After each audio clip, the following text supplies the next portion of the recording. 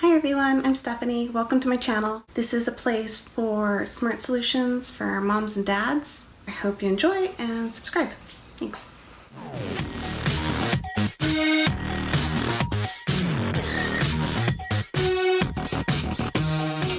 Hi guys, so today I wanted to show you how to make little cinch bags out of t-shirts, pajamas.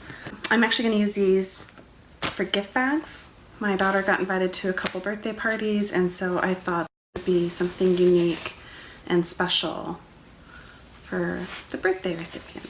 The inspiration for the cinch bag came from Dana at Made Every Day, and I'll make sure I put a link below for that. All right, let's get started. Here are my daughter's pajamas that I'm going to use. There's a cool Disney princess graphic on the front, and then the cool print on the pants that we're going to use as straps. So I'm just going to cut the bottom seam off, and then what I want to do is get as much of this fabric as I can, so I'm just going to try and cut those sleeves off and give myself a straight line to work with, and then chop off that neckline. The leggings are going to be cut into 1-inch strips, and I even took the waistband of the leggings and tied a little bow on it so I could make a cute headband for my daughter. She loves it.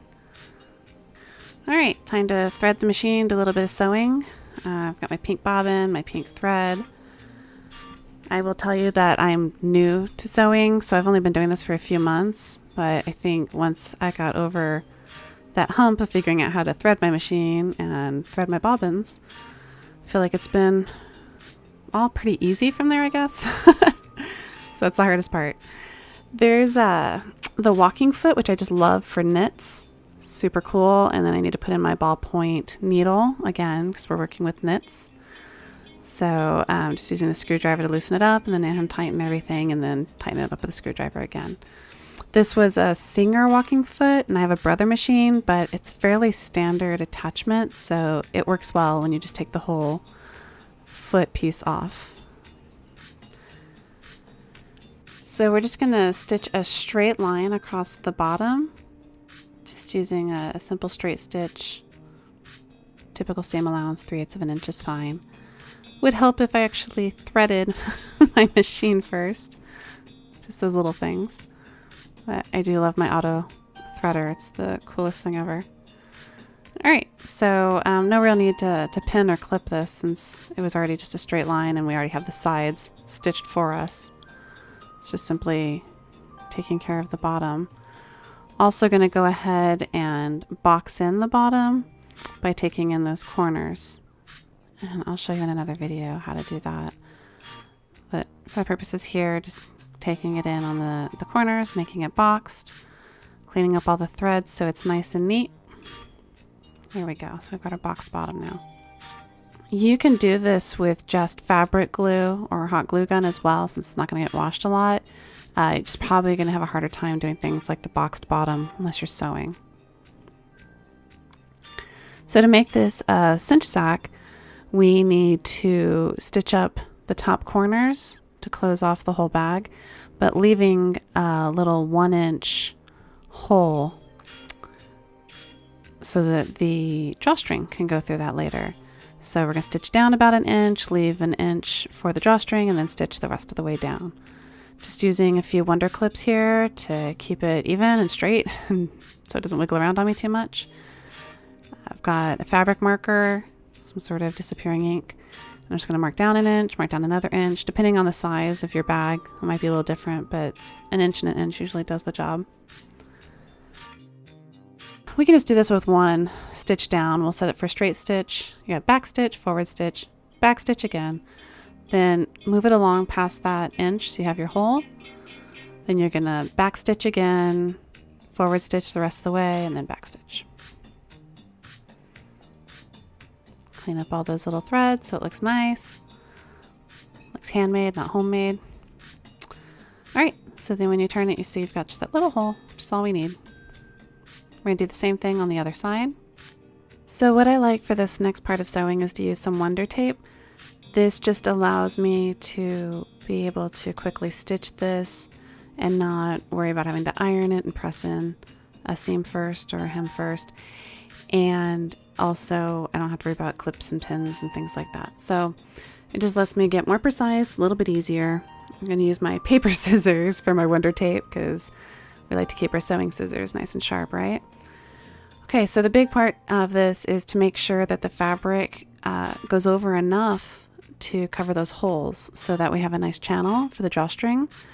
But I'm also trying to make this as slim as possible because I want as much of that design on the outside of the bag as I can. Again, just sticking a couple pieces of Wonder Tape here so it stays in place while I take it on the machine. I make these custom tags here out of a stamp that was made for me and some fabric paint that I can heat set and a white ribbon. And I just really enjoy putting those on my projects so people know that it was from me and you know that I did it because I care. So I'm going to go ahead and make sure that gets stitched in when I'm stitching around the top here. So this is another just straight stitch as close to the edge as possible so that you have as much room in that channel. And the whole time just really making sure that those holes are covered. And the part with the sleeve is a little tricky obviously because it's a little bit more fabric than the rest of it. But front stitch, back stitch, we're good. Oh, no, we're not good. Thanks, bobbin. All right. Let me get that fixed and then we'll be good. And now we get to the fun part. I need to figure out exactly how long I want these straps to be. I think I may need to connect them here because it needs to be able to go all the way around and back, right? And so I'm going to make these longer straps. I think that'll be cute because she could wear it later as like a little, you know, purse or anything. So, because this is going for a little girl. So I'm just going to stitch a couple of these 1-inch strips together so that I can get a longer one. Nothing too fancy here. Just trying to really reduce that seam allowance as much as I can. So after I've stitched it, I'm going to go back actually and trim a little off. That way when it's running through the channel we created in the bag, it's not going to snag up as much.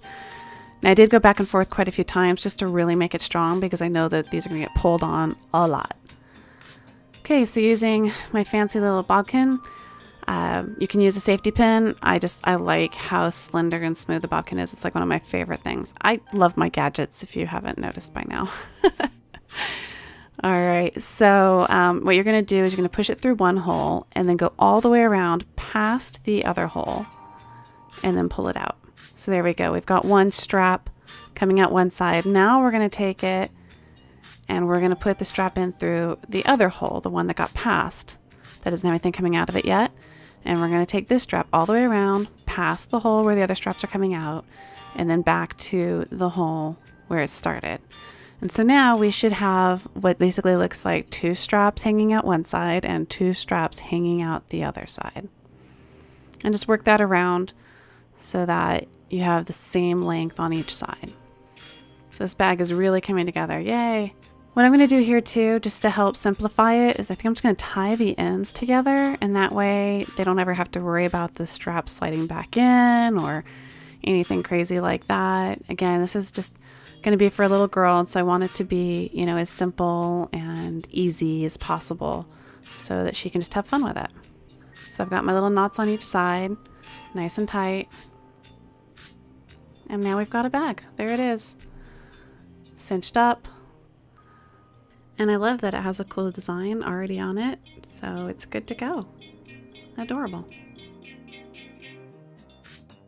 Okay, so we've made our bags. This one is from our pajama top with the straps from the pajama pants. Disney Princess. Some of the presents are a little too big for the bags, so we also have to include some wrapping paper here. So let's figure this out. The little princess who is getting this bag is going to be getting beautiful bell accessories. Now, one of the things I like about the Disney store is that they make it really easy for you to remove the price without removing the whole price tag. So returns can be super easy, exchanges, things like that. So make sure I get those prices off. Wrapped in here is her royal scepter or wand for Belle. And then we have the beautiful gold Belle shirt. So cute. I ordered these all from the Disney store during their Cinco de Mayo sale. Super awesome sale. Always look for sales at Disney store. They're having them all the time. You can sign up to be on their mailing list. Never a reason to pay full price. Unless you're like dying to have the latest greatest thing, maybe. But still. Alright, so I'm gonna go ahead and wrap the tiara up in the t-shirt like that. And then I still want this to feel like a birthday present, not just some stuff in a bag. So Disney will ship all of your stuff with this cool Disney tissue paper. Now it's starting to feel more like a present.